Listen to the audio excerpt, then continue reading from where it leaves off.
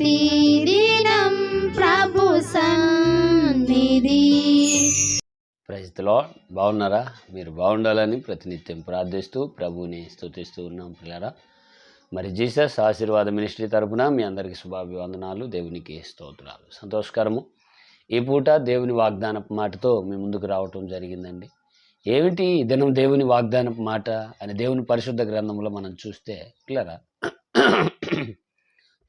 చూడండి, కీర్తనల గ్రంథము 105వ అధ్యాయము 7వ వాక్యాన్ని చదువుతున్నాను. అక్కడ ఇలా రాయబడింది పిల్లరా,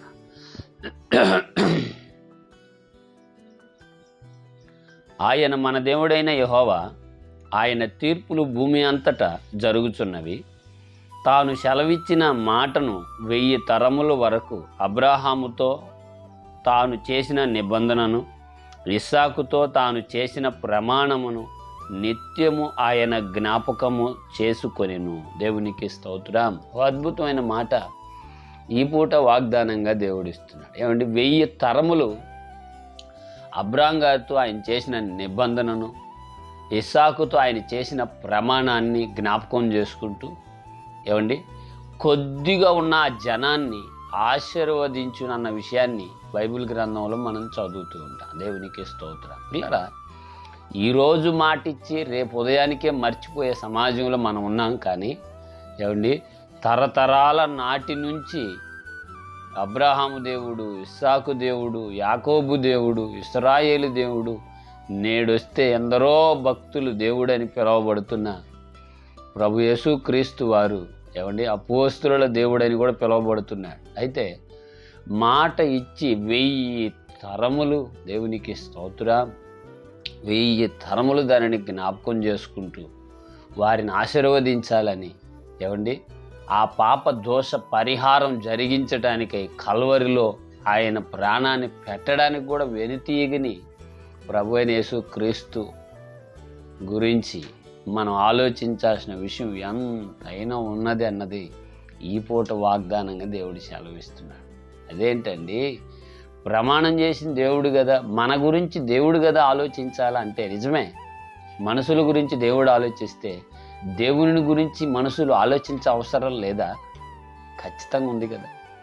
తండ్రి కుటుంబం ఎలా పోషించాలని బాధపడుతూ ప్రయాసపడుతున్నప్పుడు మరి ఇంట్లో భాగస్వామి అయిన తన భార్య అయినా, తనతో పాటు కలిసి ఉన్న కుటుంబ పిల్లలైనా తండ్రి గురించి కొంచెమైనా ఆలోచించాల్సిన అక్కర అవసరత ఎంత ఉందో ఈ సృష్టికి మహారాజై మనకి నీకు కావలసిన అవసర అక్కర మేలుల కొరకై దోష అతిక్రమ పాప క్రియల నుంచి తప్పించుట కొరకు ఆయన కలువరిలో ప్రాణం పెడితే మరి ఆయన గురించి ఆయన్ని సంతృప్తిపరచడానికి, సంతోషపరచడానికి మనం ఎంతో ఆలోచించాల్సిన అవసరత ఉన్నది కదా.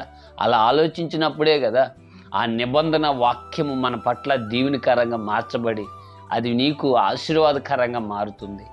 అందుకే అంటాడు చూడండి, నేను చక్కగా అంటాడు, మన దేవుడైన యెహోవా, ఆయన తీర్పులు భూమి అంతటా జరుగుచున్నవి. తాను సెలవిచ్చిన మాట 1000 తరముల వరకు అబ్రాహాముతో తాను చేసిన నిబంధనను, ఇస్సాకుతో తాను చేసిన ప్రమాణమును నిత్యము ఆయన జ్ఞాపకమునకు తెచ్చుకున్నాను. ఆయన ఏం సెలవిస్తున్నాడు? తాను సెలవిచ్చినట్టు భూమి అంతటా ఆయన తీర్పులు భూమి అంతటా అవి జరగనీయండి. జీవితంలో జరగనీయండి, ఆత్మీయతలో జరగనీయండి, విశ్వాసంలో జరగనివ్వండి. ఆ తీర్పులు జరుగుతుంటే క్లాసు వెంబడి క్లాసు మారుతూ ఉంటాం, కృప వెంబడి కృపలో నిలబడతాం, కృప పొందుతారు మీరు. ఆమేన్. ఆ కృపకు పాత్రులు కావాలనని జగత్పునాది వేయబడక మునిపే ఏర్పాటు చేసుకున్నానని పౌలు గారి ద్వారా దేవుడు తేటగా పలికిన మాటలు మన అందరికీ దేవుని వాక్యంగా ఈ పూట వాగ్దానంగా తెలియజేస్తూ ఉన్నాడు. ఆలోచించు పిల్లరా, ఏ పరిస్థితుల్లో నువ్వు ఈ మాటలు వింటున్నావో, ఒకవేళ దేవుడే నీ పక్షముగా ఈ తీర్పు న్యాయములు జరిగిస్తే అది నీకు ధన్యకరం అని చెప్పాలి. ఎందుకంటే ఆయన నీతో చేసిన ఒప్పందం ఏమని ఒక దగ్గర ఇలా రాయబడి ఉంటుంది, నీ మీద క్షయం ఉంచి నీ మస్టంతయు తీసివేసేది. అంటే నీలో ఉన్న బలహీనతలన్నీ హరించి బలాన్ని నీకు ప్రసాదించి అట్టి గొప్ప కృపలో ప్రభువుని నిలబెట్టాలన్నది ఆయన మహా ఉద్దేశం.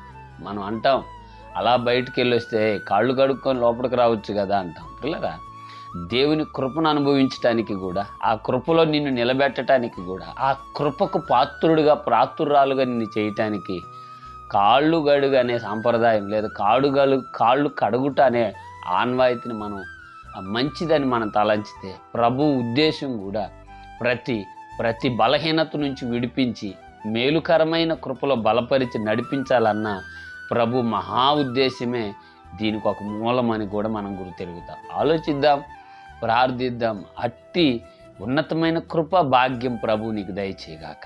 ఆమేన్. ప్రార్థన. పరిశుద్ధుడు అయిన మా తండ్రి, మీ వందనాలు. ఈ వాగ్దానం వీక్షిస్తూ దూరాన సమీపాన ఉన్న నీ ప్రియ పిల్లలను మీరు దర్శించి బలపరిచి దీవించమని నాయన, ఇదిగో మీ న్యాయములు తీర్పులు జరుగుతున్నాయన్నావు నాయన. మేలు కొరకై సమస్తం సమకూడి జరిగించినట్లుగా ఇదిగో వాగ్దాన ప్రమాణము, వాగ్దాన నిబంధనను మీరు జ్ఞాపకం చేసుకుని నీ పిల్లలు ఆశీర్వదించి మీ నామాన్ని మహిమ పొందమని పరిశుద్ధుడైన యేసు నామములో ప్రార్థన చేయుచున్నాను తండ్రి. Amen. Amen. Praise the Lord. God bless.